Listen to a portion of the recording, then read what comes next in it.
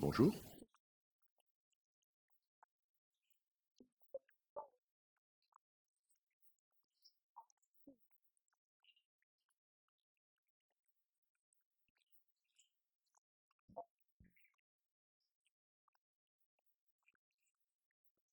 Merci.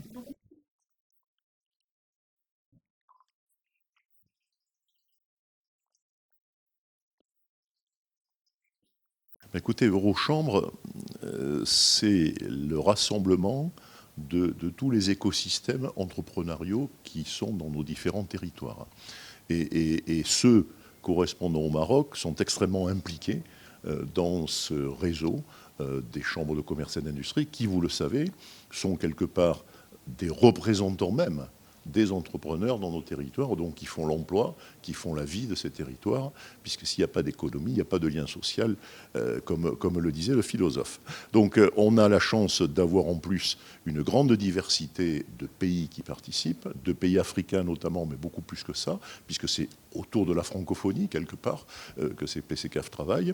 Et clairement, ça nous permet d'échanger des bonnes pratiques, de partager des expériences et de détecter au plus près du territoire les besoins de développement économique, de formation, et donc d'échanger pour essayer de trouver des solutions ou des bonnes pratiques à adapter. Voilà, c'est ça l'idée. Et donc, on a effectivement aussi une forte implication, ça sera peut-être votre prochaine question, avec les organisations et les financements européens, l'AFD, etc., etc.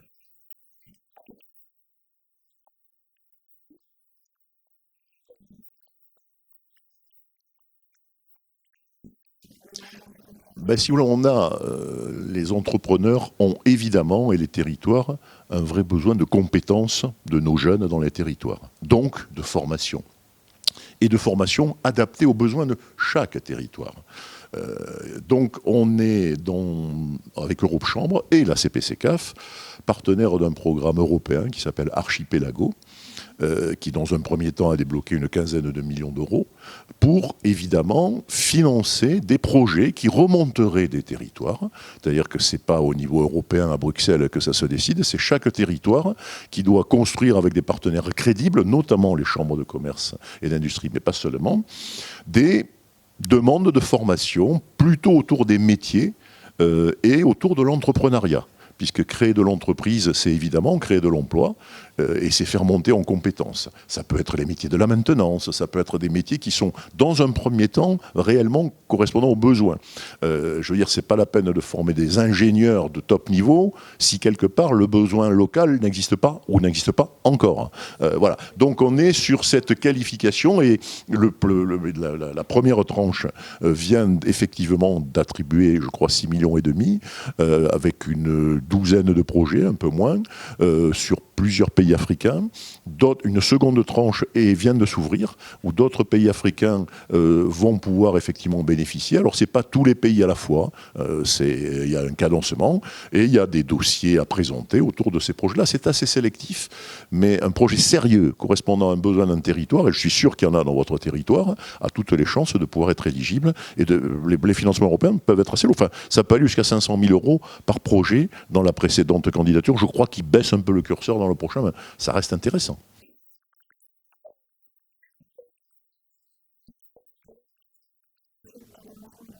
Mais si vous voulez, comme je vous l'ai dit, c'est par pays que le raisonnement est tenu. Au niveau d'Eurochambre, hein, on n'est pas... Mais à l'intérieur d'un pays, j'allais dire que les régions les plus dynamiques peuvent évidemment candidater, sachant effectivement que les pays prennent un peu leur rang dans tout ça. Alors il y a d'autres fonds. On peut parler de l'AFD qui aussi complète ça. Donc je pense que ce qui est important pour une région comme la vôtre, via la CPCCAF et via les élus des chambres de commerce qui sont de votre territoire et extrêmement actifs et impliqués, d'être en information, en interface entre les dossiers qu'on nous propose au niveau bruxellois et votre besoin de territoire pour être réactif. Je vais presque dire, il faut réagir vite. D'une certaine manière, les territoires sont un peu en compétition, puisqu'on est sur des enveloppes financières qui sont malgré tout pas illimitées.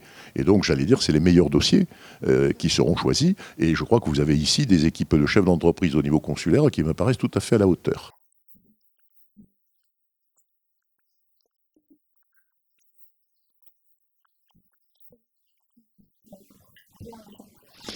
Alors, si vous voulez, d'abord, on sait bien que dans le Maroc, que je connais un tout petit peu, c'est une des régions les plus dynamiques.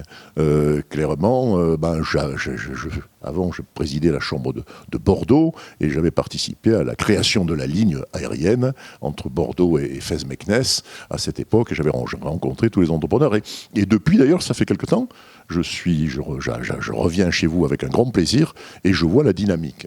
Cette dynamique, il faut l'encourager.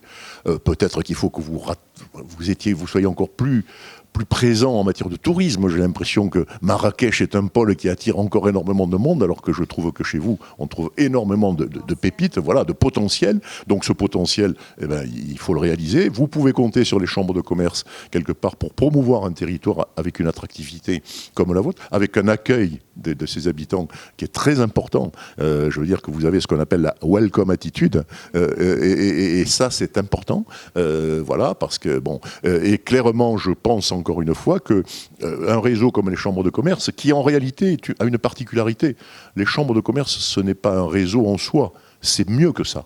C'est l'interconnexion de plusieurs réseaux. C'est l'interconnexion entre le monde public, le monde privé, les grandes entreprises, les petites, les différents métiers, la formation. Et tout ça, vous l'avez dans cette espèce de coquille très ancienne en réalité. Vous savez que la première chambre en France date de 1504. Voilà, elle a juste 400 ans.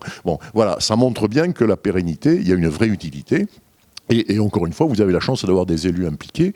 Donc nous, chambre de commerce, membres de ce réseau, notre job, c'est de mettre à disposition de nos amis de votre région, chambre de commerce, des idées, des bonnes pratiques qui ont marché ailleurs. Il ne faudra pas faire du copier-coller, il faudra l'adapter, chaque chose, voilà. Mais quelque part, c'est ça le sens, c'est une fertilisation croisée entre nous, et donc au profit de votre territoire.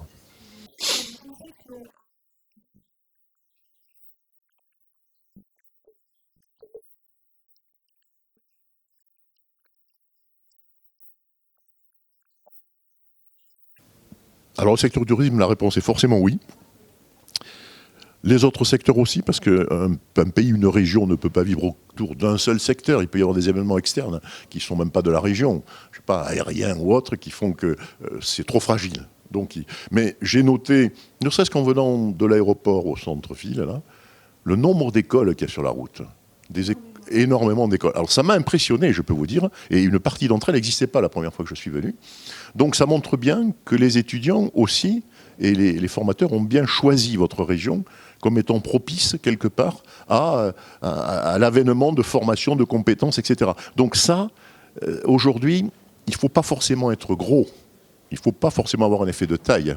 Il faut être dans une niche attractive, comme diraient les Anglais, the place to be, l'endroit où il faut être. Et j'ai l'impression que votre région, vos deux villes, Fès-Meknès, c'est de plus en plus ça. Bravo pour ça.